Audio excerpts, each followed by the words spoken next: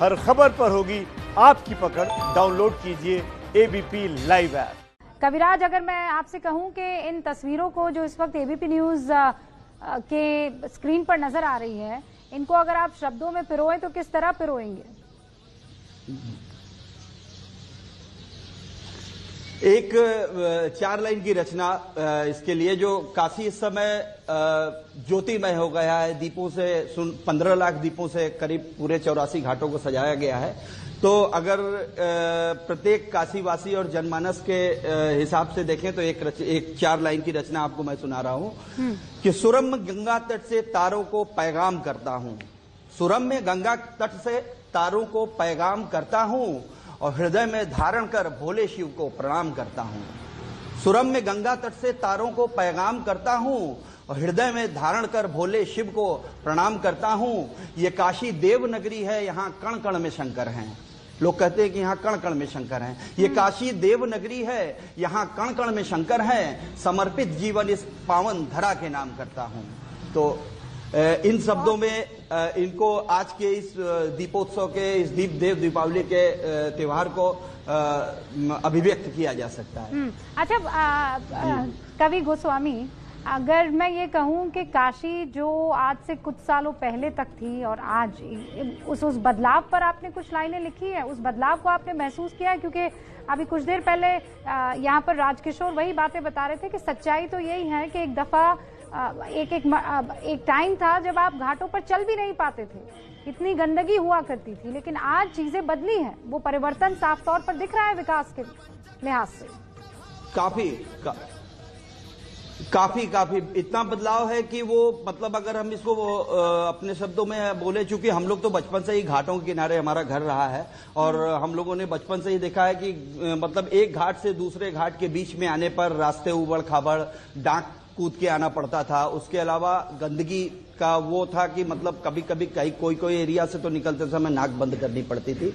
लेकिन 2014 के बाद माननीय प्रधानमंत्री मोदी जी के आने के बाद, काशी के जो सांसद हुए जब से, उन्होंने काशी को वाकई कहने को तो क्योटो, हर शहर का अपना एक अलग अस्तित्व होता है, अपना एक वजूद होता है, लेकिन अगर फिर भी देखा जाए तो काशी अपने आप में जो थी उससे कहीं गुना ज्यादा स्वच्छता अभियान के तहत आप देखिए, या वहां सुंदरीकरण देखिए, 80 पे जो घाट बन गए हैं और बाकी सभी घाट, पूरी एक श्रृंखला। आप यहां से एकदम पैदल चले जाइए 80 घाट से आप राजघाट तक आराम से जा सकते हैं। राजघाट में भैंसा, आप काशीवासी हैं, आपने इस बदलाव को देखा है? एकदम आमूल जी।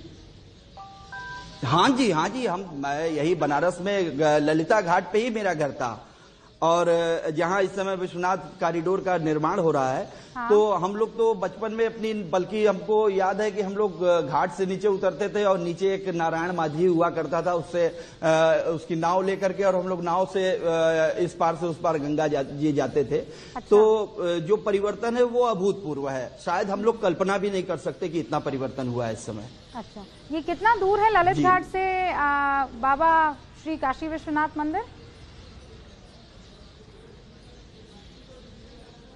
करीब 200 मीटर लगभग, अगर पैदल हम लोग मतलब ललिता घाट से चले हैं। पहले तो सीढ़ियां हुआ करती थी, अब तो खैर पूरी मतलब वो अंदर से बन रहा है, तो बहुत अब तो एयर डिफरेंस हो गया है कि एकदम सीधे आप बाबा विश्वनाथ तक पहुंच सकते हैं। लेकिन फिर भी मेरा जो घर था वो बाबा विश्वनाथ जी और माँ गंगा के ठीक मध्य में था। अच्छा। लाहौरी टोला एक जगह बोली जाती है।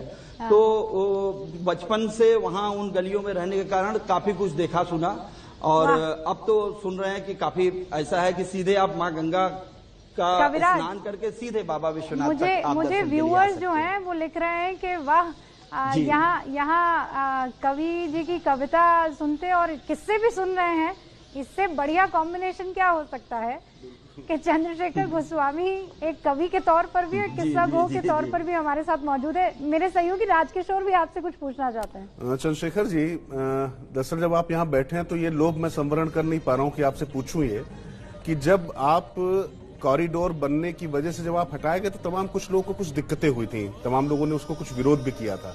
तो जब आप वहां से हटे तो ऐसे कितने लोग थे जिनको समस्या हुई थी, और जब ये साकार हो रहा है स्वरूप, जब सामने ये आ रहा है, तो उन लोगों का भी क्या दिमाग या कुछ मन बदला है?